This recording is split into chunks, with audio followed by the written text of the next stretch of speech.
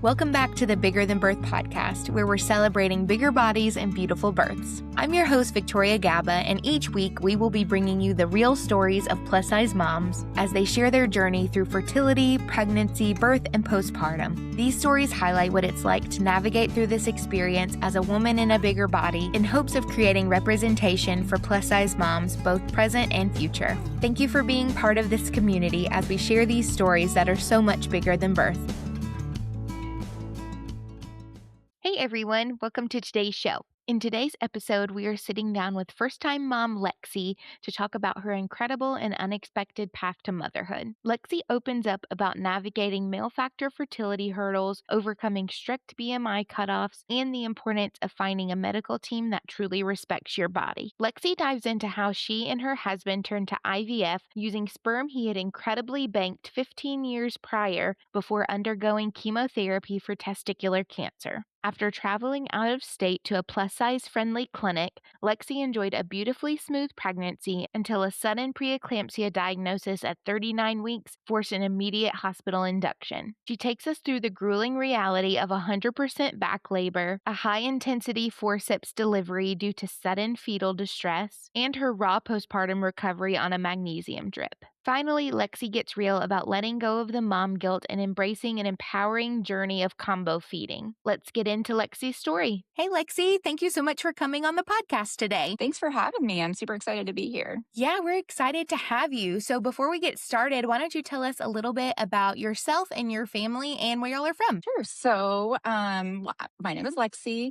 and I am a first-time mom. I just had my baby, Stella, on May 12th. So she's just over a month old.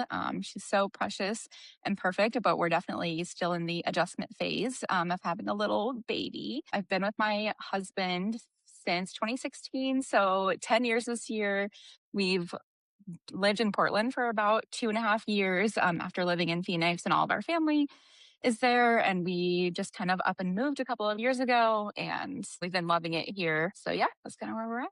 Awesome. We love Portland. That is such a cool area. So we will jump in then to your story because I know there's a little bit about your fertility journey. So tell us about kind of making the decision and starting to want to try to expand y'all's family. Yeah, so we always knew that we wanted to have at least, one kiddo. And we just kind of weren't sure about the timeline. So we got married kind of in the thick of COVID in 2021, and then just kind of lived our married life for a couple of years. And then 2023 rolled around, and it was actually time for me to change out my IUD. And I'm like, let's just yank it and see what happens. And we'll enter our what happens era. So we did that, and I talked to my OB, and she was like, yeah, just go and try and come back and see me in 6 months to a year if you're having problems. And I'm like, okay, I can do that. So that's kind of where we started, and time was just kind of going on, and I was, tracking my cycle and doing all the things, and just nothing was happening. So I was like, okay, maybe we should kind of look into this a little bit. And so I talked to my OB again, and she just was like, yeah, I mean, there's some testing we could do, but she just kind of was not super, not helpful, but not super anxious about it. And I was like, okay, well, we've been trying for a while, so kind of need to, get some help here. And so then I did some testing, and everything kind of looked fine. And then my husband actually has a kind of unique background. He had testicular cancer in his early 20s before we met. And so he's in remission. He's totally good. But obviously that could cause, some fertility challenges on his front. So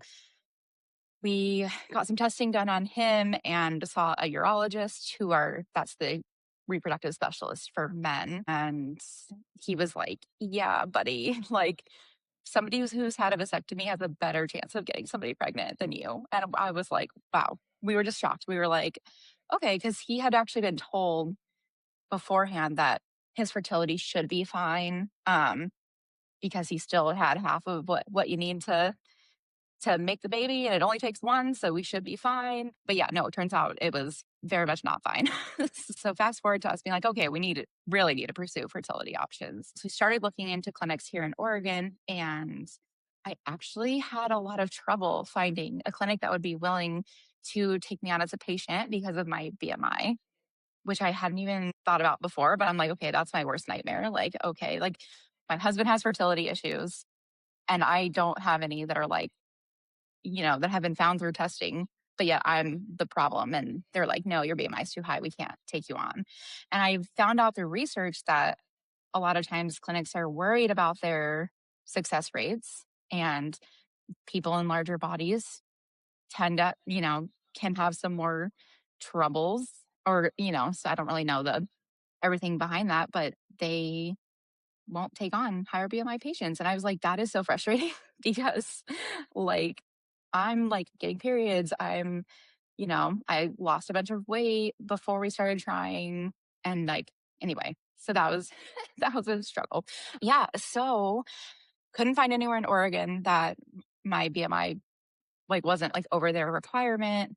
And then I did some research online and saw a clinic in my hometown, actually in Gilbert, Arizona, had like amazing reviews, really good like pricing, and it was literally a half mile from my parents' house.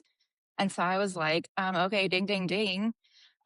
So fast forward, we got linked up with them, and my doctor was like, yeah, we don't have a BMI cutoff. Like, come on over. So we pursued IVF through them and got pregnant with our little baby girl last August. So, and it was amazing because we did one egg retrieval. So, like, only one round of medication. We only did one transfer.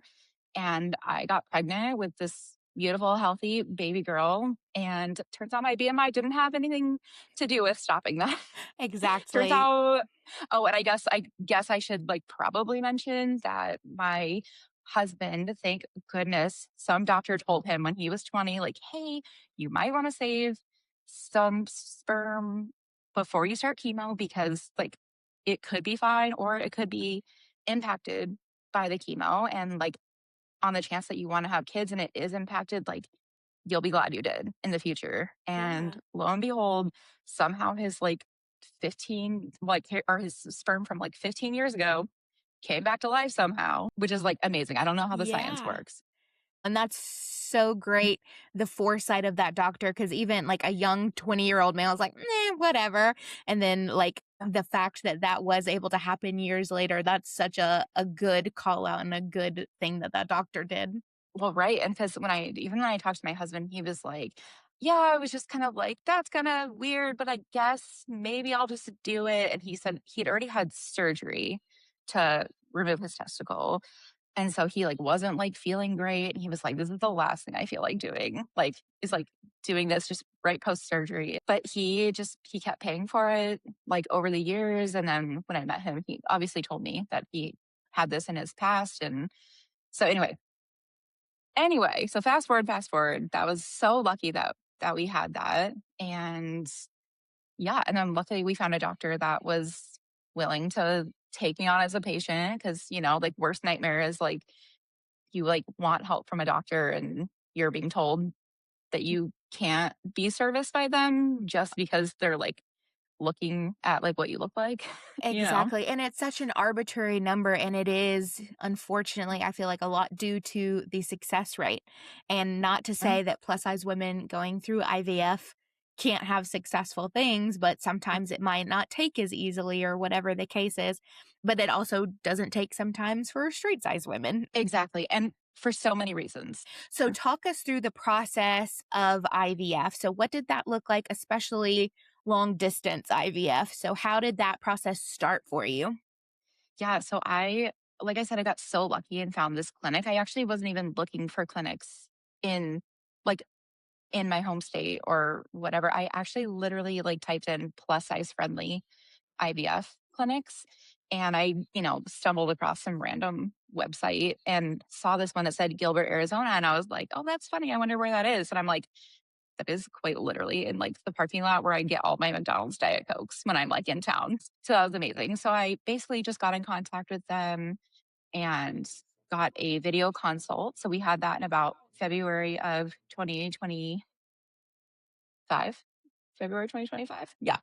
Um, and, like I said, talked to the doctor and I was like, yeah, like, my BMS, like kind of on the higher end. I don't know if that's an issue. And he was like, literally, no. Like, he's like, it's fine. I'm like, okay. And he's like, it's not your fault. He was really, really kind, like about that. And he was like, I'm specialized in metabolic diseases and all that. And he's like, I do not like look at like patients like weight and like think that it's attributed to like something that they did or don't think that that should count them out from getting fertility treatment. Yeah. So anyway, so that was amazing. It was a great way to kick it off. So that was in February. In April, I traveled to Arizona and luckily got to stay with my parents. So I know some people in that case would have to like stay at a hotel. It's about a 2-week process to do the egg retrieval, which is the first step. But anyway, I got to stay with my parents. So it was great. And so, yeah, so they do stimulation shots. Like when they say, oh, you take like shots for IVF, it's basically in this phase where you have the most shots and they're basically just building up your follicles, trying to get them as many to mature as possible. So they want to get you as close to ovulation as possible without having you ovulate. So it's a very like timed process. You do blood work like every other day to like every day so they can track where all of your hormones are. And it's an amazing science. Um, and then, yeah, when I was ready to go, I did an egg retrieval. It took like 15 minutes. You're just in the office. It's an outpatient procedure. They, collect the eggs. I was so lucky and got 19 Wow. eggs. Um, and then, of course, the attrition is just crazy on that. So it was 19 eggs. And then by the next day, like 12 had fertilized. And then after that, oh no, I'm sorry, 19 eggs, 12 were mature, 9 fertilized overnight. Um, and then 5 of them made it to the freezing stage. So that's when they have enough cells that they can, um, yeah, that's why it's like about 100 cells. If they make it to that point and they're still multiplying, they'll freeze those. I did a process called PGTA testing, which is where they're taking a small, tiny sample and they like a biopsy, and they are basically looking at if they have the correct number of chromosomes. And that's how they decide if it's a viable embryo or not. My clinic, they have a cutoff if you have they're aneuploid that they're not compatible with life. They do not transfer those. Euploid means they have the typical number of chromosomes. And then mosaic, which is like they have some good ones and some that have some chromosomal differences. So anyway, this is not an IVF podcast. I'm sorry about that. But I didn't know any of these things before I did it. No, I feel like there is so much lingo and so much terminology, like you said, that people aren't even familiar with. And then you're in the middle of the process, like learning as you go. So, no, I think that's so important. Yeah, there's so much. Like I said, I literally knew nothing. I'm like, oh, you do some shots and then you get pregnant. Like that's what I thought before. Yep. If Um, only. so Yeah. oh my gosh, right. But thank goodness for TikTok and like YouTube and the internet. I was learned so much. So all that to say, we ended up with 3 out of 5 were euploid girl embryos, which means they were chromosomally normal. And then 1 mosaic boy embryo. So that was really exciting. So 4 out of 5 came back able to be, potentially transferred. And then made into babies. So that was really exciting. So yeah, so that was in April. It took about 2 weeks for that entire thing. The genetic testing took another couple of weeks after that. And then basically they say that you can move on to transfer kind of right after that if you ended up with euploid embryos. So my transfer ended up being in August of 2025. And for that, you do some more shots. They're called progesterone and oil shots. They're terrible. They go right in your booty. I still have redness like all along my like glute area from doing that, because what they don't tell you is you do those like a week before transfer and then you keep doing it until you hit 12 weeks or like 10 to 12 weeks, depending on your like protocol. But I did it for 12 weeks. So we did the transfer and then you wait 10 days and then we, thank goodness found out that we were pregnant and our first one stuck. And so, yeah, then from from there, then you transition from like, oh my gosh, I just did all this crazy stuff to like, now it's like the beginning of pregnancy. And then you still have pregnancy to like worry about things and to like do all the normal pregnancy stuff. So it's definitely not for the weak. Yeah, absolutely. So during that process, were you back and forth from Arizona to Oregon? Yeah. So honestly, I only traveled 2 times. So I traveled for about 2 weeks for my egg retrieval. And then I was only there for about a week and a half for my transfer. My doctor said you literally can fly in that day, get a transfer, and fly back. It doesn't like harm the success rate. They did end up saying, yeah, we kind of recommend maybe the next day traveling home. But like my doctor said, if you had to, you could come in and out for that. So that part is much less um, like travel intensive. So all in all, I would say it took me like a month of travel between the entire thing. Got it. And so I know some people call it like graduating the fertility clinic. So were they kind Oh, of monitoring you from afar after the transfer, or as soon as you went back home, you transferred over to OB care? yeah. So it was kind of like they had me do my beta 10 days after transfer. That's what they call it when they do a blood test to basically confirm if your HCG is rising. And that's how they can tell if, you know, it's looking like it's successful. And so, yeah, so 10 days later, I actually got in contact with my OB here and they were so kind and so helpful. And I was like, is there any way I can get a blood beta test? Like, I'm like, I don't know if you guys do this. And the MA that I was working with, she's incredible. And she was like, yeah, like I'll put in the order. And so I just went into my OB's office and luckily did that. And then you go in for a repeat beta 2 days later. My first beta, I think, was 228, which is like amazing. My clinic looks for above 100 for feeling like it's a good sign.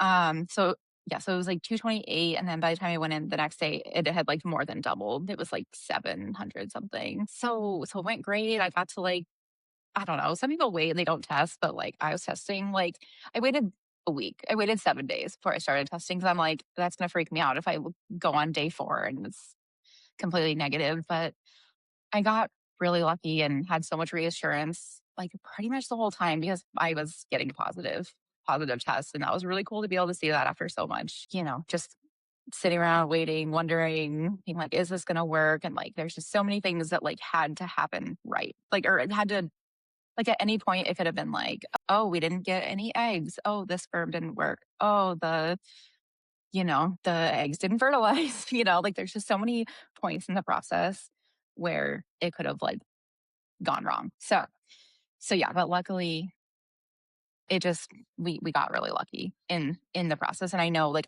I want to be sensitive to people who have done this. There are literally like women out there who've done 10 egg retrievals and have not gotten a single embryo. Like that's just I can't even imagine. Like it was hard enough doing it one time where everything worked like it was supposed to. For me, my protocol happened to be the right one. Yeah, absolutely. Because it is just figuring out what works for your body and, like you said, all of the different Yeah. variables considered. So that's amazing that you were able to get pregnant on that first transfer. So talk us through going in and finding out that, okay, it's official, like a finish line of one race, and then you get to start the race that is pregnancy. So talk us through finding out you were pregnant and then those early days of pregnancy. So my first OB appointment, I think was, oh, no, actually, sorry. Before I graduated my clinic, they had wanted me to do an ultrasound at 6 weeks. And so they don't normally, like the OB's office doesn't normally do it that early, but I was able to work with my office to be like, hey, can we do an early one to just see it? So we were able to see that there was a gestational sac and a yolk sac, which even more confirmed that it was going well. And there was a little baby growing in there. Yeah. So I did that. That was at 6 weeks. And then yeah, my first OB appointment was in October, and that was the normal. I think it was 8 weeks. Now I Yeah, can't for that remember, but first one. Yeah. yeah, just for the first one. And at that one, they were able to like find a heartbeat, and like, oh my gosh, I cried. I was like, oh my god, that was so beautiful to see her little heart fluttering. But yeah, so I did that, and then I met with my doctor for the first time, and I was a little worried when I met my doctor because the doctor I'd seen when I first moved here, She was nice. She was fine. I just like I didn't connect with her and like I don't know if you feel this way, but like as a person in a larger body, I'm like, I need like foreplay. I need you to like make me feel like we're friends. I need you to make me feel like, you are like we're in this together. Yeah. And it's not like there was nothing wrong with her. She was so nice, but like we just didn't connect on that level. I'm like, if I make a joke, like I just need you to laugh at it, even if it's not funny. Yeah, you give know? me at least a sympathy laugh. Yeah. And so anyway, so that was fine. But so she ended up leaving the practice before I got pregnant. And so I talked to the nurse that I'd been working with and I'm like, okay, like who should I sign up with for my pregnancy? Like who is gonna just, give me what I need. Because at that time she and I kind of like knew each other. And she's like, oh, you have to go with like Dr. Davis, who's a male OB. And I don't have a problem with like male OBs, male doctors. My fertility doctor, like he was a guy, just like a sweet old man. And I'm like, yes, okay, I can do this. And she's like, no, he's perfect. You're gonna love him. So anyway, that first appointment, I go in and I immediately start like, again, I don't know if people connect with this, but I immediately start like apologizing. I'm like, sorry, like, I'm like, I know, I'm like, it's like a plus size pregnancy, that's like makes me high risk. And he's like, okay, no, it doesn't. And I was like, okay, but I just want you to know, like, I did try losing weight like beforehand, or I lost a lot of weight. He's like, that's great. Love that for you. But okay. And I'm like, is there anything I need to worry about? And he was like, I mean, there's slightly higher, risk associated with C-sections, maybe with like higher BMI patients, and like recovery can be like a little tougher. He's like, other than that, we'll just take it as it comes. I'm like, well, we'll see. And I'm like, okay, are you sure? And he's like, yeah. So anyway, he was so nice and that just really kicked off the opening of my prenatal care and pushed it in a positive direction because I could feel myself just being like, I'm so sorry. Like, I know I'm plus size. And he's like, He's like, "So?" okay. Yeah, Yeah. he's like, "And?" Oh, that is so good though, because even from the start of your experience with clinics, straight up turning you away because of BMI. Uh, So the fact that he was like so unbothered is so nice. yeah. Yeah. It made it feel like it wasn't a big deal, to him. And I was like, I had a plan. I was like, I'm going in there. I'm going to mention it before he does. I'm going to like, make it okay for him to talk about it because like he's going to anyway. So I'm just going to like, I'm going to do it.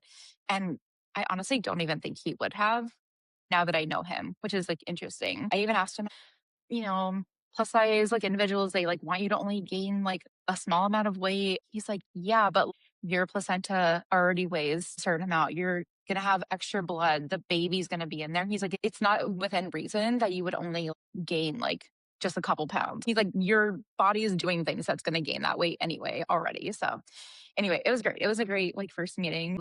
I had my husband wait in the waiting room for that first appointment because I was so afraid he was going to be like, okay, so your weight is like blah, blah, blah. And here's your like starting point. You got to be careful. Like I didn't know what to expect. So I think as a plus size person who's experienced healthcare, that's like you go in for like your ear hurting and they're like, cool, but did you try losing weight? And you're like, but it's my ear. So like, I feel like there was like just that like fear. Like there's always like an extra layer, of fear where it's like, okay, I'm pregnant, but also I have to worry about people being concerned about my weight and me being pregnant. Like that's just, Yeah. yeah, But that's so reassuring that even though you had these worries that he was so not worried at all. So yeah. as you kind of progressed, did you have any symptoms early on in pregnancy? I feel like I got pretty lucky. Um, as far as morning sickness goes, I felt nauseous. I was like, okay, I'm not used to like feeling nauseous. This is weird. It's there. In the first trimester. Definitely felt tired, but overall, I kept telling people like I think I'm getting rewarded for how hard it was like to become pregnant because like this is not that bad. I will also say that I happened to get laid off from my job in July and then we transferred in August. So that was really tough because we were on my insurance and I'd been going through IVF for like the past year and like all my like bosses knew that and everything. And I'd been at my last place of work for over 8 years. So it was just very shocking. But it actually kind of worked out because I got to be pregnant and like not have a job, which is actually kind of a blessing because like I got to just take naps whenever I needed to. And I know that's coming from such a, like, a place of privilege because I do not know how women, like, work while they're pregnant, and it's gotta be, like, so tough because you're so tired. Even, like, for me, I'm like, I didn't feel like mine was, like, that bad, but it still wasn't like I was feeling amazing. Right. Not ready to go run a marathon, but no, that is like such a stressful thing that had a silver lining where you were able to just take time for yourself and rest. That's amazing. Yeah, yeah. So it ended up being a good thing even though, it started as like, "Oh my gosh, like, I'm going into my transfer and I don't have a job, like, what even is this?" You know? And so were you able, because was your IVF at all covered under insurance? So, not covered by insurance at all. We did pay out of pocket. They had some policy in there if you were doing fertility testing, it was covered. So some of my early things that I did, so early things to like diagnose infertility were covered. So if they were coded for that. Um, but then once you were like having fertility treatment, it was not covered. Got it. So none of like my medications weren't covered. But there was one good thing. My company did have a rider in there policy where you could get reimbursed. I think it was like $2,500, like a one time $2,500 reimbursement. And that was for like adoption or fertility treatment or some other Nice. things. So that was like one thing they did put in there, which was kind of nice. Some employers have nothing. So lucky for me, I used my money for some of the medications before I got laid off. So haha, I did get to use that. Amazing. So, as you continued with that, were you able to get on your husband's insurance or did you end up just getting your own Mhm. insurance for the rest of your care? No, I end up getting out my husband's insurance. It's like qualifying life event. And so that, was a pretty seamless transition and almost like everything from my pregnancy was covered. So definitely, again, like privileged and lucky in that sense. So, kind of as you started getting towards the end of pregnancy, were they hmm happy to just kind of have you try to go into labor spontaneously, or how did that end up unfolding? Yes. So I was like so cocky throughout pregnancy because I would go into my appointments and I'd be like, my blood pressure is amazing. I passed my glucose test. Ha ha ha. Just because I was, in a bigger body does not mean I had gestational diabetes. And you best believe I did eat like 3 donuts before that because I was like, if this is the last time I can eat a donut, like I'm doing it. Like I'm going big. YOLO. So crispy, Krispy Kreme, like look out. But yeah, so no, so everything was going super well. And I was like, oh my gosh, like I would tell my doctor and my nurse, I'm like, sorry, I can't give you a more exciting pregnancy. Sorry, I'm so boring. But these like 118 over 78 blood pressures keep rolling in. So I was feeling really good about that. And I was talking to my doctor and again, like I just have so many like amazing things to say about him. Like I wish I could nominate him for like an award of some kind. But anyway, he was telling me like as we got closer, he's like, so we can like medically, like we have a medical like reason enough to induce you at 39 weeks. The medical reason, quote unquote, is like a higher BMI. He's like, it doesn't mean we have to. And he's like, and I think it's like a soft reason to do it. But like, if you want to pick, like, you have people coming in town and you're like, you want their birthday to be, this exact date or whatever. He's like, we can induce you. He's like, that being said, I don't see a reason to do it. Like, and like, if you're not like wanting to. And I'm like, okay. So that was kind of the plan going in. Like, I was like, yeah, I don't really see a reason to like push it, like push it to a specific date. I don't have a reason to do that. And plus, honestly, like I was having a lot of feelings about transitioning to motherhood and like what that would mean for like my independence and my relationship. And it's like, we wanted this so bad. We want this so bad. Of course, it's a beautiful thing, but it's also like a huge life change. So For I'm sure. like, if she wants to stay in for another couple of weeks, like, girly, you stay cozy. So that was kind of the plan going in. My parents did come into town to try to hopefully catch like being there for the birth. And my mom went with me to an appointment the day after Mother's Day. So we went in and I'm like so happy to like introduce her to my doctor. I'm so happy to like my nurse. She's like just amazing. Absolutely love her. Shout out Tracy. But anyway, so she's taking my blood pressure and I'm like being like funny and like whatever. She's like, did you go to the bathroom when you came here? And I was like, yeah. She's like, okay. She took my blood pressure again. And she was like, was that your first like time you went to the bathroom today? And I was like, no, it's like 9 o'clock. like, and she's like, okay. And so she just kind of like slipped out of the room. And like my doctor came in and he was like, we got to chat. And I was like, what? And he's like, your blood pressure is like in the 140s, which is much higher than it had been. He's like, so we may have some like preeclampsia kind of creeping up here. And I was like, no, no, no, no, no, no. We've had a boring pregnancy. It's fine. And he's like, no, I think we need to go get induced today. And I was like, okay. So he was like, can you go at 11? And I'm like, in an hour and a half? And he's like, yeah. I was like, okay, man. So anyway, so that turned into like induction day. I was not expecting that. So yeah, got to the hospital, was on starting Pitocin by 1:35. Oh my gosh. And had at that point, were you dilated at all or had they told you? I was at like a 1.5, so Okay. not really. I was like between a 1 and a 1.5. So I did have a cervical check at the doctor's office that day. And how many weeks were you at that point? So I was 39 weeks and 3 days, 2 days. No, 5 days. I was 39 weeks and 5 days. So I was like so close to my due date. And honestly, I kind of thought it was going to happen soon anyway, because I kind of had some brown spotting start, which was different. I hadn't had any like bleeding or spotting throughout my entire pregnancy. So I'm like, oh, maybe it's like kind of like softening a little bit. It was like almost time anyway, but I still was like, was not prepared for it to be today. I was like, I need to like spin about this for like a while. Like I need to like, I'm not ready. What? So, but actually maybe it was kind of a good thing because I didn't have time to To think about think it. It about was it. just like, okay, go get your bag. My husband was like on a meeting. I'm like, you're done with your meeting. We have to go to the hospital. And he's like, what? So it So was an instance where he was like, go home, get ready, and then come back, or they sent you straight over?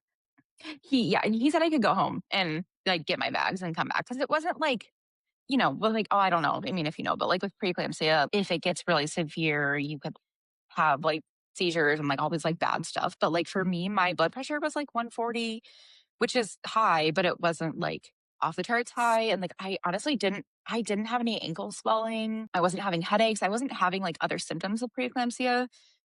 So it kind of feels like we just kind of caught it like right when it was starting. Yeah. And while I know the nurse had mentioned if you had like used the bathroom when you were there, did they ever test your urine for protein or anything like that? Yeah. Yeah. That's what it had like protein one or something in it. I think that's what they called it. It had a little bit of it in the office, which was Got like, it. okay, high blood pressure plus this, like, yeah. And I asked the doctor later, does it just happen like that at the end? And he was like, yeah, your placenta just decides it's like it's done and it it wants to be done doing its thing and it kind of turns on you and It's like time to get out. So talk us through, you were able to go home, kind of pack a bag and everything, and then talk us through going into the hospital. So yeah, so we got in and all of a sudden I'm having all my fears of like, am I gonna be able to get the epidural? Are they not gonna be able to find the spot because of my size? Or like is the anesthesiologist gonna be like, no, we can't do it because of your size? Which I mean, no one told me that, but like in my head, I'm like, are they gonna have a gown that fits me? Like, how are they gonna move me when I have my epidural? Like I just had all these things were just coming at once. And I'm like, Yeah. I have not had time to like I said, like spin about this. So but anyway, I get there and they check me in. There's like literally nobody in the waiting room. They get me settled in a room and I heard like labor and delivery nurses are like angels. And so that definitely proved to be the case because the gal that was in the room was like, okay, this is what we're doing, girl. Like, let's get going. And I'm like, okay, but like, do you have a gown that'll fit me? And she's like, of course. Like, and so, she got me like all settled and I got my IV started. And then they just started me on the Pitocin drip. Like it honestly wasn't that dramatic. Like in my head, I'm like, first time mom, this is going to be like so dramatic, like so many people around. It's going to be like whatever. And it just wasn't. It just was like, okay, here's your bed. Here's your gown. Pitocin kind of sucks, but it'll be fine, Yeah. Had And you done so, any research into kind of like the different things that can go along with induction or the different like kind of options they would use, or you were just kind of going at the recommendation of the doctors? yeah. in my mind, I was not going to be induced. So I knew just like the very basics about it just from like friends who had been induced. Yeah. But it's so hard because like when you talk to people who have given birth, like every story is literally so different. Like nobody's story is the same. Yeah. You can I talked to my one friend, she's like, pitocin contractions, they're not that bad. And then I have another friend that's like, they were horrible. They're way worse than like regular, than just like naturally like occurring one. And so I really had no idea what to expect. But I will say that throughout pregnancy, I was not really worried about giving birth. For some reason, that just wasn't on my like anxiety list. I just was like, it's going to be a thing where like I go do it. It sucks. It like hurts. Like I'm not expecting it to be amazing, but like also everyone does it. You just do it and then it's done. Right. I'm worried about everything else. Like, is the baby going to be safe? Am I going to know what to do when she's born? Like, I was worried about that kind of stuff. So yes, I think I went in a little blind, being like, it'll be fine. Yeah. No, it absolutely was not fine. When when I tell you that I still don't know what front labor feels like I literally mean that because from the moment I started like feeling contractions, it was all in my back. 100% in my back. I don't even know what a stomach front I mean I know what like period cramps feel like and that's what I was expecting to feel. Nope, never once felt it in my front like abdomen. It just was just like horrific pain in my back. I was literally already like I feel like I need an epidural and it's been like 2 hours I've been on Pitocin. Like, what is this? um, so yeah, so I was pretty uncomfortable pretty fast and it's all my back. And my parents came to like visit and I was just like, guys, I can't even focus on like you guys. We were trying to play like a game and I was like, this is not happening. And so were they happy to have you like, were they just wanting you to stay kind of in the bed, or were they happy to have you kind of get up and move around while you were on the Pitocin? They said, "Yeah, move around if you can." Like, said, "It can only help," right? I had no restrictions to, like, stay laying down. They were like, "Yeah, it's helpful if you get up and walk around."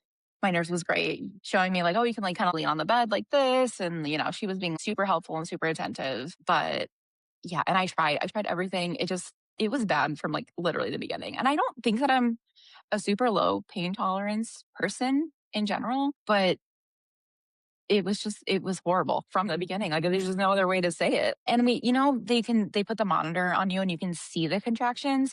And so my L&D nurse was saying that it should be like you like one contraction, it builds and goes down, and then you have a little break. I'm like, I was like not getting breaks.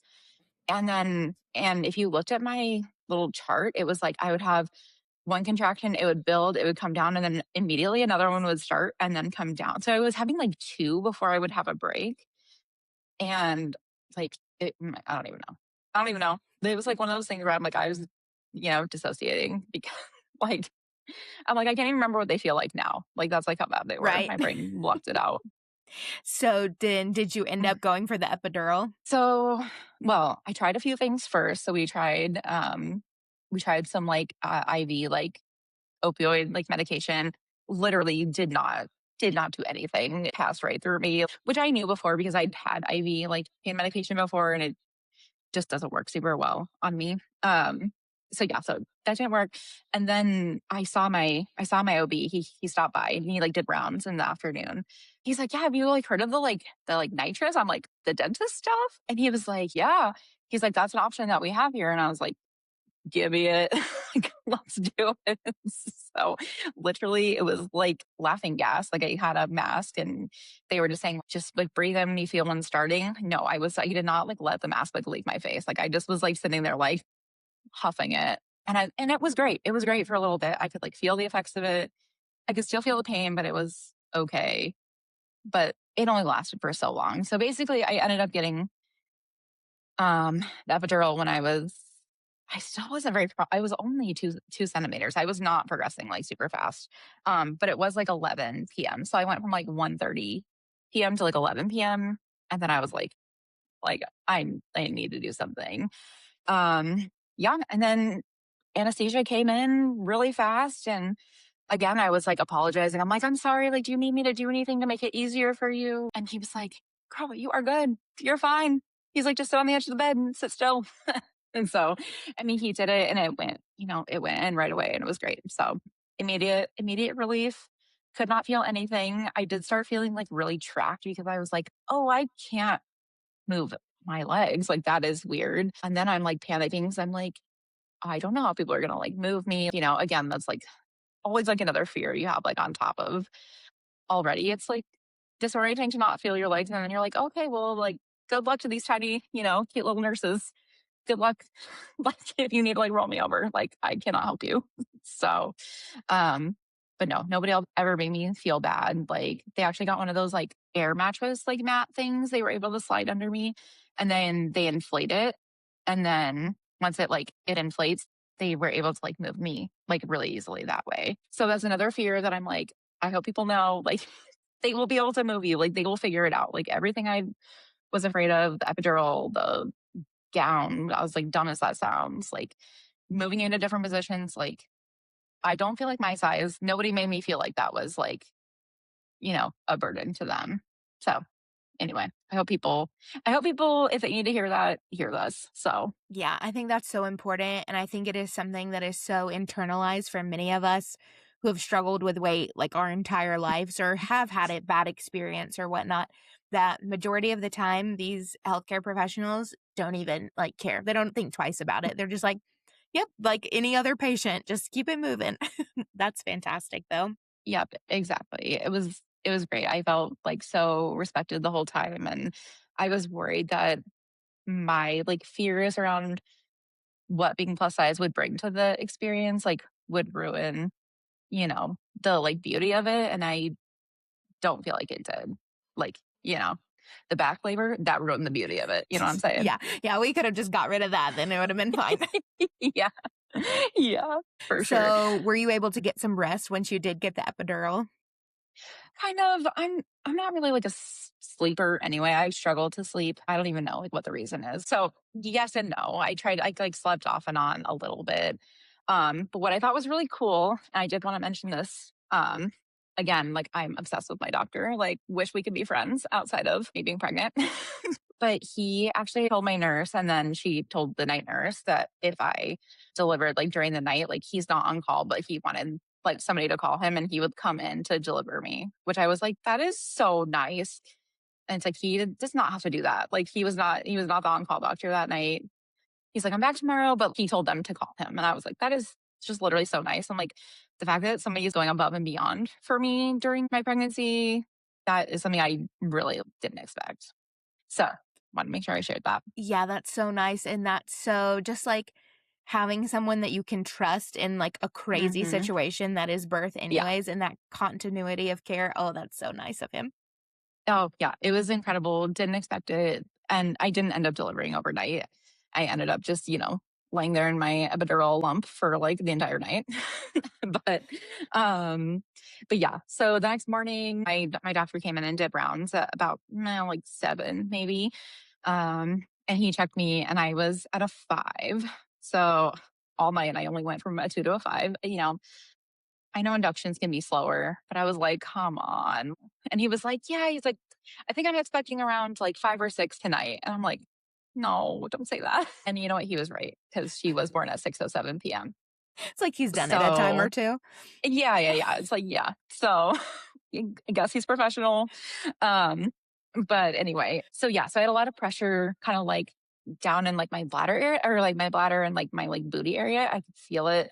So he checked me and actually they had already thought my water had broken just like on its own, earlier in the night. They're like, oh, your water broke. But no, he like did a cervical check and it like a huge gush of liquid came out.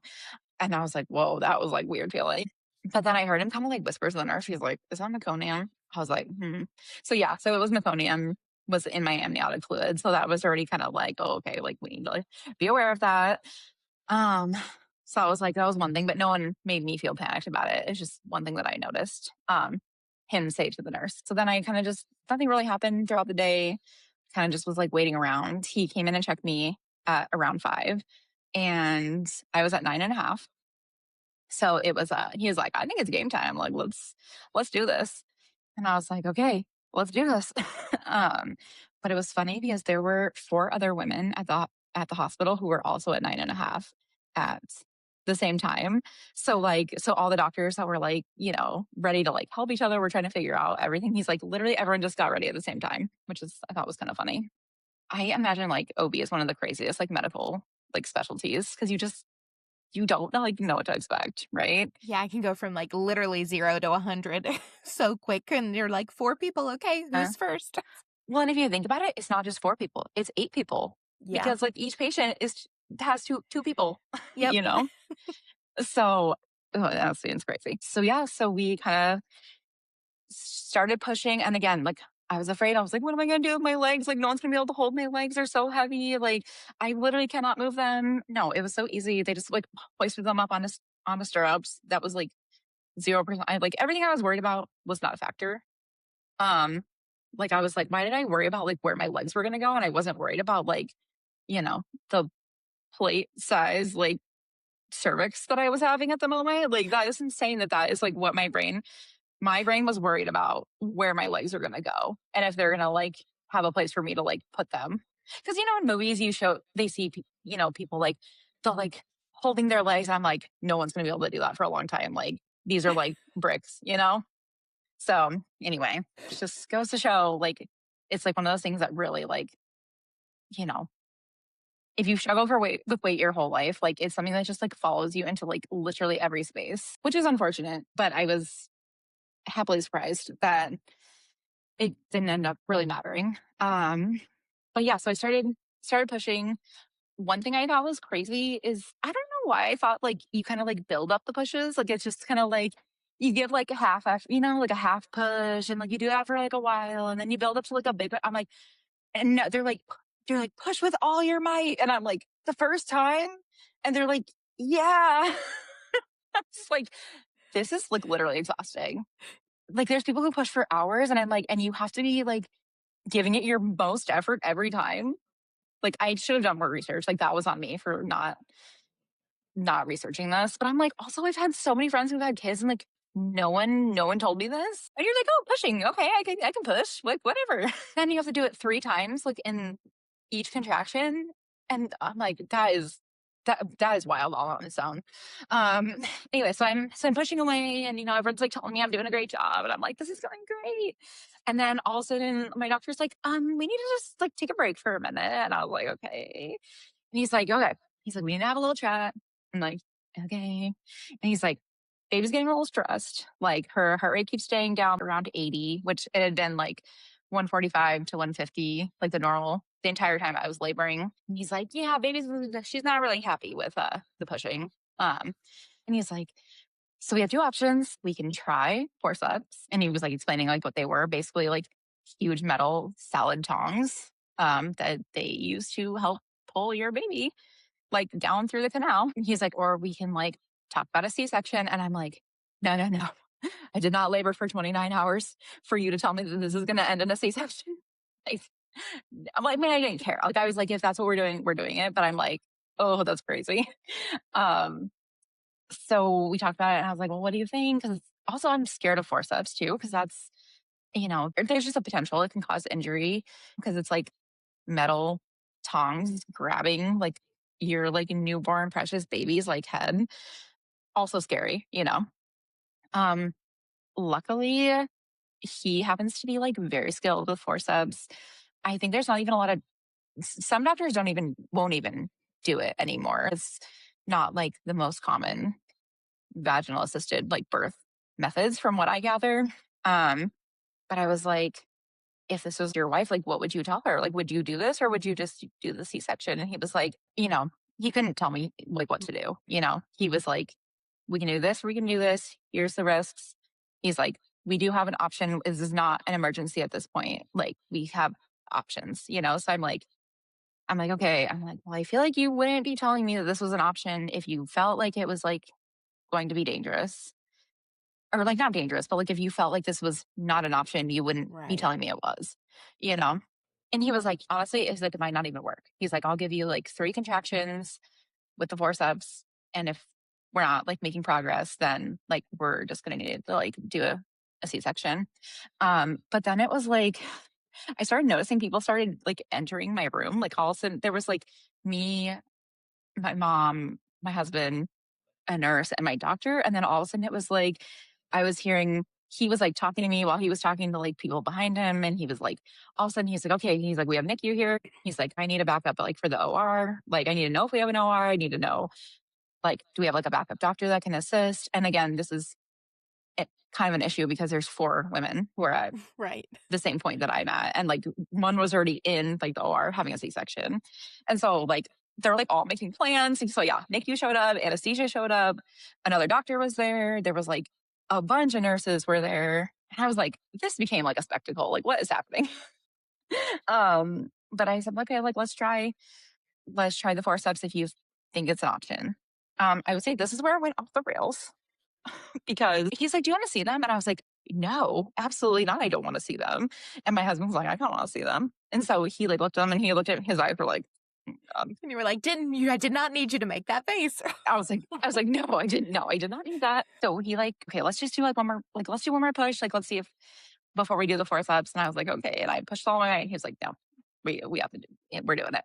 And so then he starts putting them in. And I thought it was, I don't know, in my head, maybe I should have looked because I thought it was going to be like a contraption that was already like put together and I just slid in there and kind of like, I don't know. And I didn't expect to feel anything because I had an epidural and I couldn't move my legs.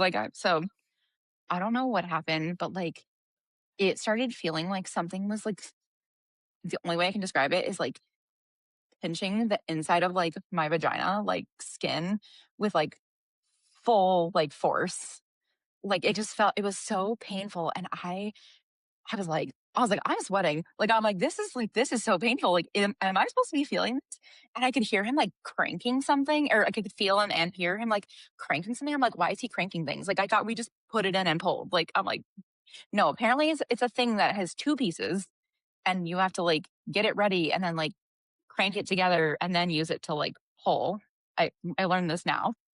It took a while to like get them in there. And I'm like, this is just like literally like horrific. I'm like, why am I feeling this? And I think I said at one point, I was like, this is the most painful thing I've ever felt like in my life. Like I feel I cannot do this. Which everyone says like you have like an I can't do this like moment. And I'm like, that was it. And it wasn't because of the pushing the baby, the ring of fire. No, it was not any of that. It was like these forceps, I'm telling you, was horrible. And then I think my doctor was like, I think her like epidural's running out. So anesthesia ran forward and like shot me up with something. And that was able to like get me to a state where he's like, okay, we're like, they're in, we're going to push, let's do it. You know, luckily she came out in, I think it was like on the second contraction. Like, so maybe I done like another like 4 or 5 pushes and like, luckily she came out and so that part was good. But then she was not like crying. So, um, it was pretty silent in there. They kind of like put her on my lap and then, um, the doctor was like, okay, to my husband, like, come, like, if you want to cut the cord, like, we got to do it. Like, generally I have time for the like delayed cord clamping because, baby girl was not, she wasn't doing anything. So that got a little scary for a minute. And so they whisked her away over to the little like, like heat lamp thing. And I like was just like in a daze. I didn't know like what was going on. But yeah, but apparently they had to like use a CPAP machine on her and they had to like clear a bunch of stuff like out of her lungs. And luckily they got her to cry. She didn't need to go to the NICU or anything. And she is fine. She was fine then. She's fine now. But yeah, it got kind of like dramatic. And I was like, wow, for like a very non-dramatic pregnancy, this got real dramatic real fast. Right. And like you said, even up until that point of the birth, like everything was going so smooth. And then that is a very stark way to end it. Yeah, I was like, wow, that is like, this is not what I was expecting. Yeah. So once they were able to get her like breathing on the CPAP and everything, were they able to bring her back over to you pretty quickly, or how long did that take? No, because I think from what I understand, she failed the APGAR, I think is what they Hmm. call it. She failed the first one, like they do it after like a minute after birth, and then like 5 minutes, or it's like I don't know the exact timing, but she like failed pretty bad the first time. She got like a 4 out of 10, I think, which is like almost like it's like on the high end of like this is really concerning, or like it's like the closest to okay. you Right. know, but like still pretty concerning. But then at her like 5 minute one, she scored a 7. So then they were like, okay, like she's good. Um, so I don't feel like it was that long, but I guess like I was kind of like in a daze. Like I don't really know what's happening. My doctor like sewed me up and that was fine. I only had a second-degree tear. He did tell me that with forceps, there is a higher chance of like a worse degree of tearing just because these huge metal things are like inside your body. And but yeah, but I only had a second degree, which I think is very pretty normal. Um and he sewed me up. And then by the time he was done with that, then they brought the babe back over to me. And yeah, and I think she was good at that point. Honestly, I'm like, it's crazy how much I don't remember already. So it's kind of like blowing my mind. Yeah, it's such a blur too. It's like all the adrenaline, all everything happening that it does get a little a little spotty. I know you're still very new in the postpartum phase, so you'll have like some months down the road and you're like, "Oh, like a recovered memory will happen." You're like, "Oh yeah." I know, it's crazy. Like, yeah, 'cause we're 5 weeks today. So, which is it's hard to believe it's already been that long. And, it's been great. Like, it was obviously birth, it can be like I mean, I've told people, like, that was, like, the most traumatic thing I've ever gone through in my life. Like, I'm like, I actually can't believe that people will do that and choose to do it again. Like, that is Yep. actually wild to me. I just talked to a girl who also had like a pretty traumatic experience. And she was like, I swore people I was one and done. And she, I think now is like 5 or 6 months postpartum. And she's like, you know what? It wasn't so bad. Like, I'm thinking about doing it again. So just give it some time. Yeah, yeah, I that's what I hear. So I'm like, maybe it's one of those things where, like, it just feels like in the moment, you're like, "That was insane." Yeah, well, it is. It's a crazy thing that your body goes through in general. Pregnancy, birth, Mhm, all of it is like such a crazy mhm, physiological thing. Were they concerned at all, like, when they had mentioned the meconium? Do they think that might have been a mhm. reason why she was having trouble breathing, or did they ever bring that up again?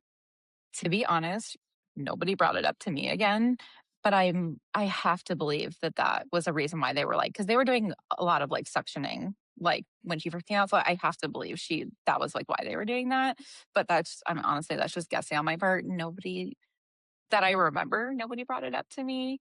Um, so yeah, because then once they brought her back over to me, like I said, she didn't go to the NICU. We went over to the postpartum recovery, like, thing together because I don't know if it's like standard across the US now, but like they do not ever separate like mom and baby or like they try really, really hard not to. So from the time I gave birth, like she and I were in the same room. But yeah, so the only thing I with her, there could be a higher instance of jaundice, I think, with like forceps deliveries. And then she had like poor baby. She had some bruising like along the side of her face and like on her head. And it was like very sad to see. But honestly, babies are amazing because those bruises were gone in like literally a day or two. Um, Yeah, they bounce back quickly. yeah. But she was a little fussy that first night. And, I don't know, the bruising was so sad to see. So once they were able to give her to you and y'all kind of had some time together, talk us through those first few hours, few days postpartum with her. Yeah, I mean, honestly, it was, like, amazing because we had this little baby who was just absolutely perfect, and it, like, was so hard to believe. Actually, it's, like, still hard to wrap my mind around that, like, we, like, had this entire journey to getting her here, and, like, she was, like, the result of, like, all that effort. So, honestly, just really mind-blowing, really sweet. She's was an amazing baby. Obviously, we didn't know what we were doing, so, like, the poor postpartum nurses I was like, "Hey, can you swaddle her again? Because like, I cannot get her in a swaddle. Her arms keep escaping." So, it definitely was just a whirlwind of just as soon as you give birth, like, it's like, "Here's your baby. Do things," like, start taking care of your baby. Good luck, and obviously the postpartum nurses are so helpful, but it is such a wild world because you go from like I had my pregnancy, like IVF. I mean, it was like all about like me and like so much attention on me. And I'm like, which is not, not my favorite thing in the world. So all of a sudden, and I gave birth to being like, okay, we're done with you. Like, now it's the baby, and so that was just kind of wild to be like, "Hi, little baby. I love you so much, but I don't know what I'm doing. So bear with me."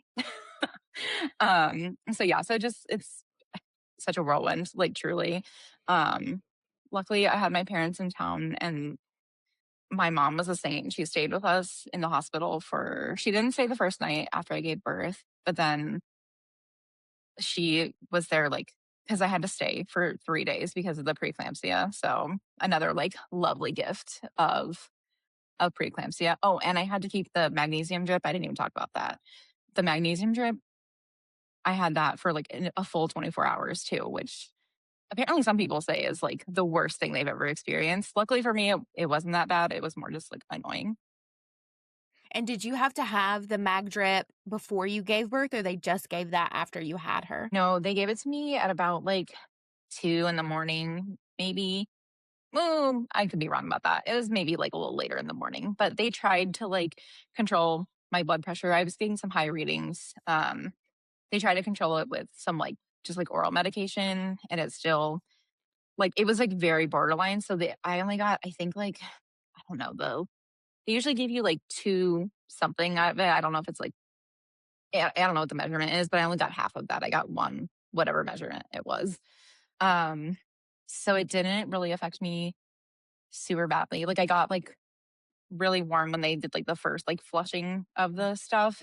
I got like my cheeks got really warm, but then like I didn't feel sick after like at all. So That's great. I think I got lucky there. And so how long did they have to give it to you postpartum as well? I had it for a full 24 hours, but it was really hard to like go to the bathroom. It's already hard to go to the bathroom like postpartum. And meanwhile, I had to carry in this like the pole with like the mag drip on it. And it was a good time. Like I feel like it really matters who you marry when you have a child. My husband was a saint. I'm like, I don't even know how I could have like done it without him. I was like, I need to change my underwear. Can you do it for me? And he's just like, yeah, of course. So We love a supportive partner. oh, yes, yes, absolutely.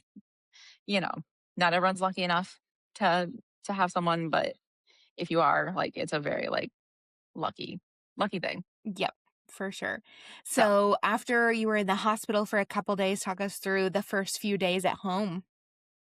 yeah, first few days at home were crazy.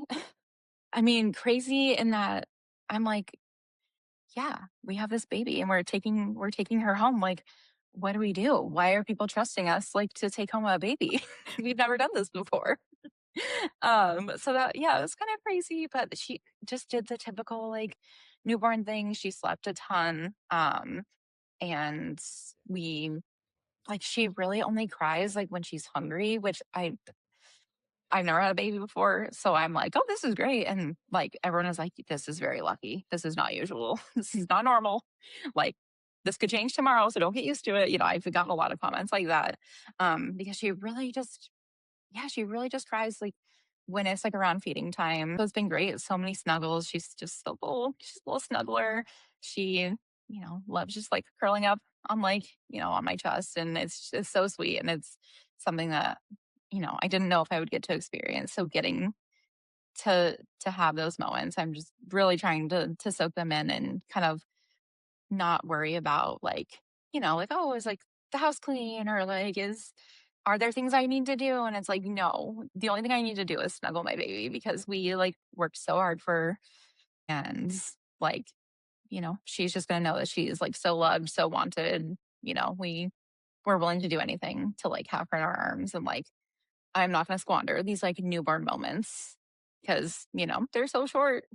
Yeah, oh, it's such a precious time, and, like, I relate so much. It was like, we got home and I'm like, "Oh my gosh, what the heck, like, this baby doesn't come with a manual." Like, I did all of the research into Yeah. birth and labor Mhm. and delivery, and it's like, "Oh my gosh, I have a tiny human." So, definitely soak in all of those moments. It's such a magical time. Yeah, yeah, for sure. And she's only 5 weeks, but like she's already like looking back at pictures, I'm like, oh, you have already changed, Like she's getting some like little like, double chin rolls and she's getting like her arms are filling out and Um, like her cheeks are filling out. And I'm like, this is just so precious. Oh, So, I love it. so yeah, so it's been great. I mean, obviously, there's so much learning involved, and it's a whole different dynamic, like Yeah. to your life.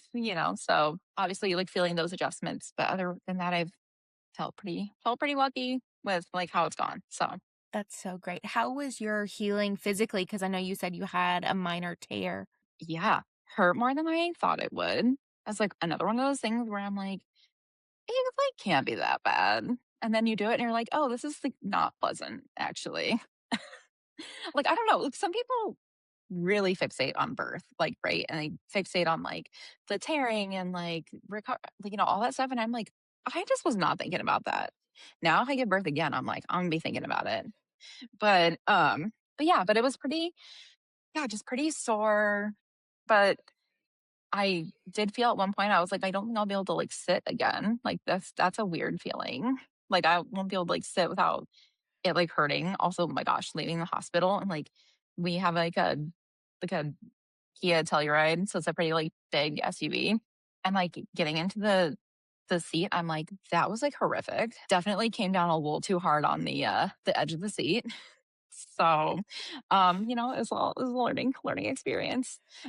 So yeah, I would say it took me pretty much like 2 weeks to start feeling like it wasn't like hopeless. Like it wasn't like, oh, this is my life now. I just like am in pain.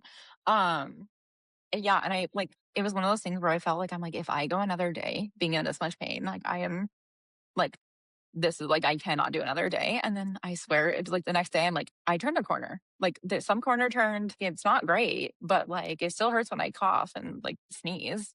But like I don't feel like I can't sit down. So but yeah, yeah. But like, lots of dermoplast and using the peri bottle and doing all the things. Those ice packs, those are like magic. And I definitely bought like 2 boxes of those. Like the second I got home, I'm like, oh, I need those. Those are all good tips of people like to prepare for that. Some people don't know beforehand. So get the ice packs, get the dermoplast, like have it ready. Yes. Yep. Yes. And these are all things they did have at the hospital. So that was nice because then I was like, you could kind of go home with like a starter pack. And then I Yeah. was like, okay, which things were the most helpful?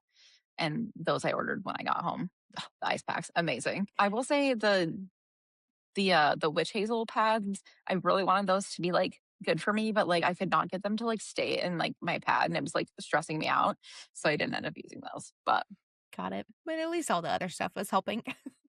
yes, yes, all the other stuff was helping. And yeah, it was painful, but it wasn't, I don't know. It's like you think about all the like hard things you've done in your life. Like it's like this was like manageable, you know? I guess one of those things where like women are like amazing.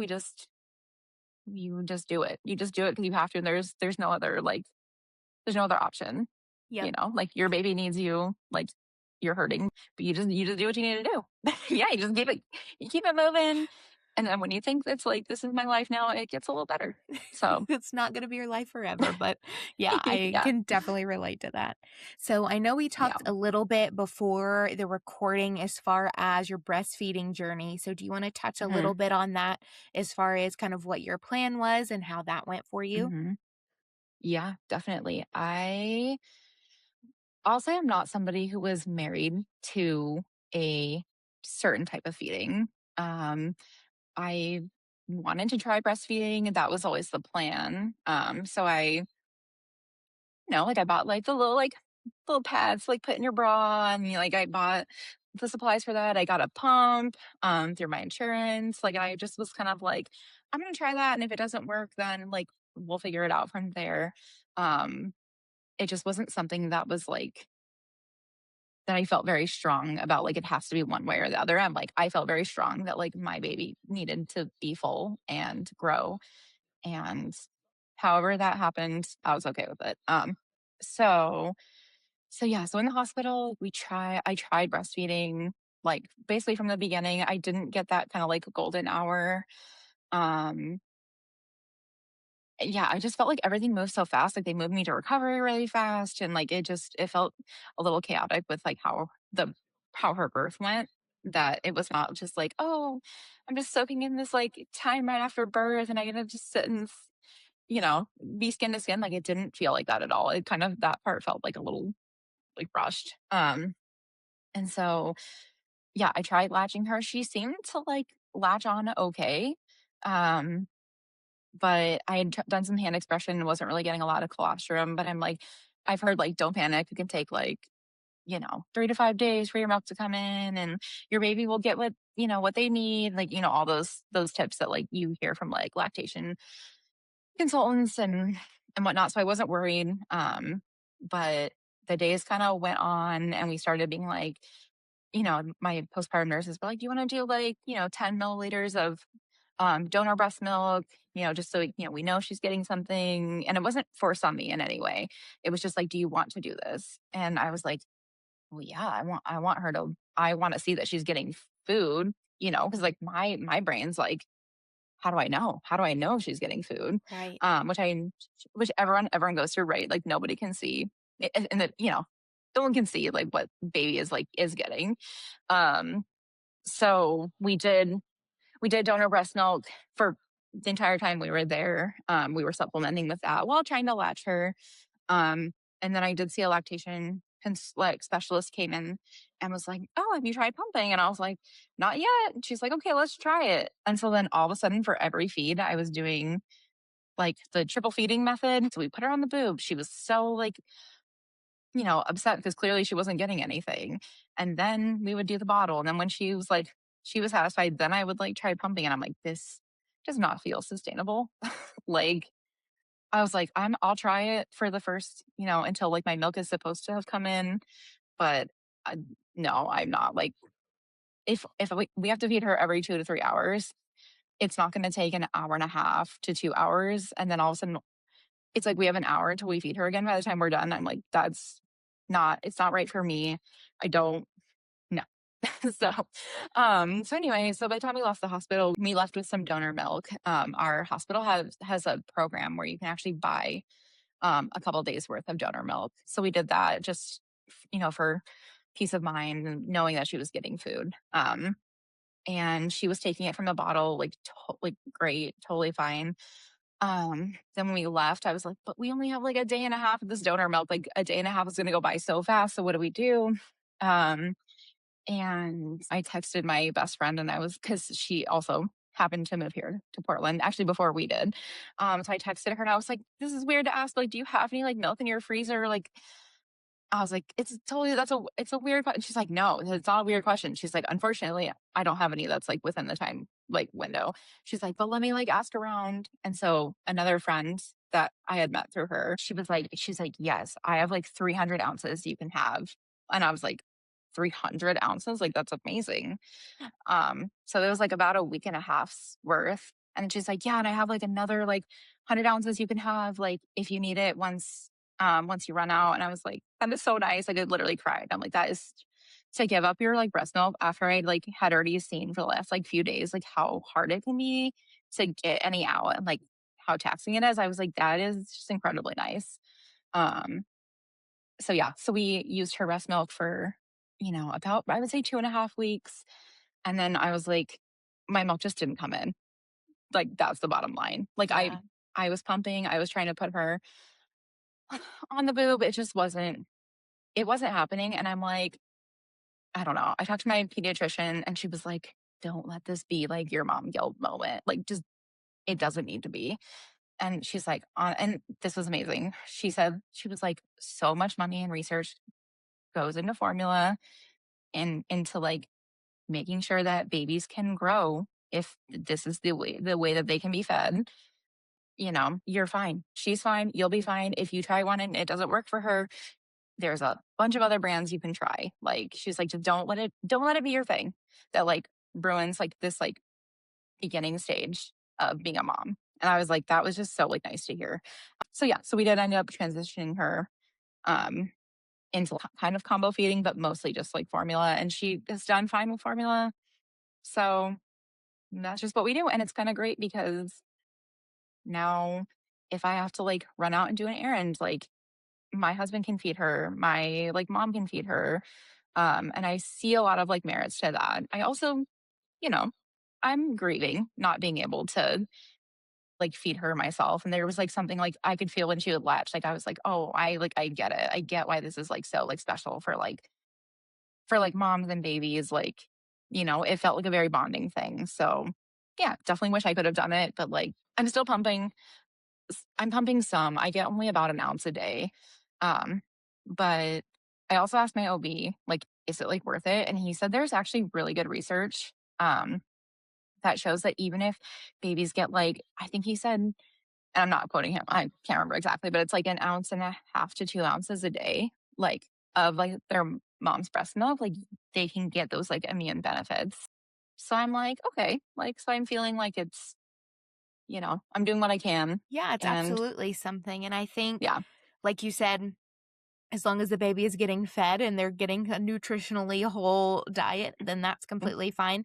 But I also very similarly went through the feeling of guilt and, like you said, that grief process of, oh, I envisioned it going one way and it went a different way. So I think you can definitely hold space for, like the pediatrician said, not letting it become the fixation, because I think that's kind of what I did during my postpartum experience, but also just knowing that baby is going to be perfectly fine. Yeah, yeah, exactly. So I'm totally with you there. And, you know, I I mean, I've watched my baby on only formula, basically, pretty much only formula other than what I can produce for like the last couple weeks. And like she's happy as a clam. She's she's taking bottles great. She's like, you know, not getting really bad like belly aches that we can tell. She's still like going to the bathroom the way she should be. So I'm like, yeah, she is doing okay. And those cheeks are getting chunky. So, we love it. Well, awesome, Lexi. No, I think that whole experience from your IVF journey to the situation with birth and feeding postpartum, no, I think so many women can relate to that. And I think you have such great information that people that either are about to start the IVF process or who are going through birth in a bigger body, I think will help so many people. So thank you very much for sharing your story. Yeah, thanks for having me. It's been wonderful. And, I do totally agree with you that there's not enough support, or like there's not enough visible community, I should say, for women in larger bodies going through this thing, which is already so personal and already so difficult. And then plus have like other like layers and fears from being in a bigger body. I don't think there's like enough, like I said, community, like representation, visible, information about it. So I'm glad that you're doing this. It's amazing. Yeah, well, thank you. I think that was 100% my goal of like, I want to see women who don't necessarily look exactly like me, but who look like me, are in a bigger body, Hmm. have gone through similar life things, and can have so many different beautiful births, whether it is natural, whether it's C section, Right. whether it's epidural. It can look so many different ways that there is not Hmm. just one blanket way that a plus size pregnancy looks. So I think your story, all of our other guest stories are such good testaments to that of like, it can be so unique to you. So it's a very beautiful thing. I guess I want to say too is like every woman deserves to like be a mom, and deserves to have a pregnancy where they feel like supported and taken care of and celebrated. And so, I think bringing attention to that is so important because like your body size does not determine like your worth of like becoming a mom. So, Yep. 100 times. We'll say it louder for the people in the back. Like everybody is able to give birth, and no matter what your size, and absolutely deserve to be a mom if that's what you want. So thank you very much. So I know you mentioned how great your doctor was, and then as well as some other research. So do you want to give your doctor's name again in that practice in case there is anyone in that area, as well as any other resources you found particularly helpful through either fertility, pregnancy, postpartum? Yeah, for sure. So my doctor is Dr. Mike Davis, Northwest Women's Clinic in, I believe it's Portland, Oregon. I live in Beaverton, but I think the practice is in Portland. And his nurse Tracy, amazing. So shout out to them. And then as far as other resources, if I'm honest, like I'm like I love the internet. I'm like, I love TikTok. I love YouTube. Even like Reddit sometimes, even though like weirdos find their way onto Reddit. So honestly, it's just like sifting through all the information out there and realizing or understanding that people have different approaches to things. You have to kind of like you have to sift through the information that you're being fed by your algorithm. But just honestly, just spending the time like trying to like do your own research, listening to medical professionals like give their opinions, I think can be so powerful. Because a lot of us like we don't know what we're doing. We've never done this before. So like I'm not someone who like read a bunch of like, books, or I didn't read the like what to expect when you're expecting. Honestly, I didn't do that. I kind of just took it as it came and like asked lots of questions with everything I was doing. And yeah, so I wish I had more to give in terms of like actual resources. But I'm like, if I'm just keeping it real, like I'm like, I watched a lot of TikTok. Yeah. Hey, I think that works for some people. And there's so much good information out there from people sharing their own birth experiences and now medical professionals sharing experiences in the field. So, no, I think it's a great resource. Exactly. I will say that. I'm like, there's lots of opinions out there. There's lots of like, this worked for me and my baby. And like, you just have to realize, like, just because that worked for you and your baby, that might not be like the recommended way to do things. So it's like it's important to like, look up like ACOG and like the American Academy of Pediatrics, like what they're saying about these things. I think it's important to like know the actual like information as well and not just take everything you're hearing from the internet. But I do think it's kind of cool to hear people's stories. And it actually helped my anxiety a lot because, there's things where it's like, this is the way that you like should do it. It's the like absolute best way to do this. And you're like, yeah, but my baby like hates that so much. Like, you know, and, this person made me feel like, we tried some other things and this worked for our baby. And like, it's just that has actually helped my anxiety a lot. So definitely like you have to use critical thinking. Yeah. Take everything with a grain of salt because there is no one right way to do things. Yeah, absolutely. 100%. And like, yeah, use critical thinking skills, like, like use your instincts, like Yeah. all these things. Well, I know specifically on TikTok, you've shared a little bit of your journey as well. So do you want to share where people could find or reach out to you on there? Sure. So my TikTok is really simple. Lexy on TikTok, Lexy with a Y. Of course, my parents had to be weird and couldn't just be the normal Lexi, had to be Lexy. So yeah, so Lexy on TikTok, Lexy Fairfield on Instagram. Definitely just a regular gal. Have no clout to my name. But yeah, but it's fun to just go on there and talk because like things that like I went through, clearly other people have gone through it too, because that, some of like my videos have made it really far, to other people. And wasn't like necessarily my intention just to be like, oh, like how many likes can this get? It's a lot of it's just documenting and it's like fun for Yeah. me. But if it helps somebody and like, or, somebody will be like, oh my God, I needed this. I'm like, that's amazing. Cause like, Yeah. honestly, like I needed that too. Like, I needed to see it like from somebody else. And now you get to pay it forward with your experience. That's really cool.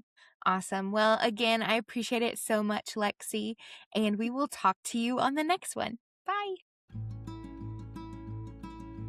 Thank you so much for spending part of your day with us. If you enjoyed this episode and want more stories just like this one, please be sure to like and follow us wherever you listen to podcasts. Also, if you have a moment, please consider leaving us a positive review wherever you're listening to this show. These reviews are the best way for the algorithm to push out our show and get us in front of other plus-size moms who may be looking for a community like this one. Your kind words can help make sure that no one has to go through this journey alone. If you are a fellow plus-size mom and would be interested in sharing your story, please reach out to us at biggerthanbirthpodcast@gmail.com. Use the subject line, "Share my story," and I will be sure to get back to you as soon as possible. Want to put a face to a voice? Head over to any of our social media pages linked in the show notes below to see more photos of today's guest. Any resources or topics discussed in today's episodes will also be linked below. Thanks again for being a part of the Bigger Than Birth community, and we will see you next week. Bye!